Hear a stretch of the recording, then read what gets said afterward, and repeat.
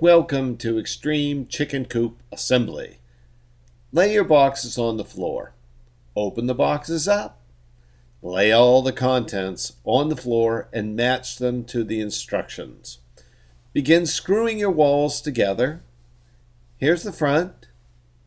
Here's the back. Here's the nesting box. Use your drill to make it easier. Here's the lid for the nesting box. Now the hinge is attached. Now the back roof. Here's the front roof.